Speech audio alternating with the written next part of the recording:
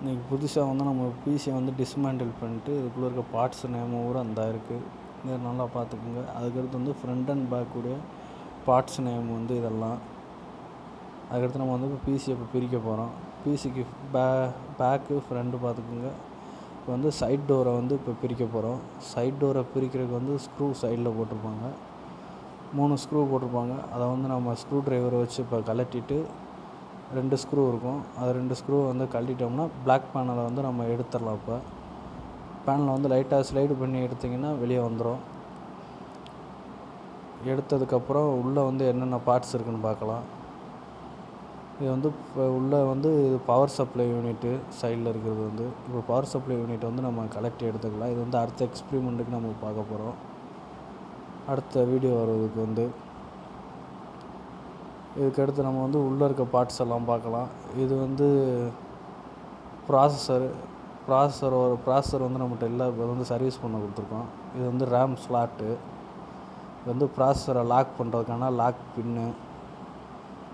கீழே இருக்கிறது வந்து மதர் போர்டு. இது வந்து ஹீட் சிலிங்கும் மேலே கூலிங் ஃபேனும் கொடுத்துருக்காங்க. ஹீட் சிலிங் வந்து நம்ம ஐசி ஹீட் ஆகிறத பூரா வெளியே எடுப்போம்.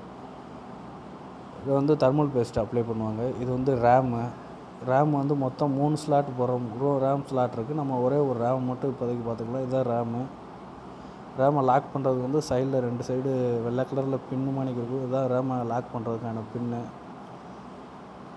இதுக்கு வந்து நம்ம ஆப்டிக்கல் ட்ரைவை வெளியே எடுக்கிறோம். ஆப்டிக்கல் ட்ரைவ் வந்து முன்னாடி நம்ம சிடி இதுக்கு எல்லாம் இன்புட்டாக கொடுத்துக்கிற மாதிரி இருக்கும்.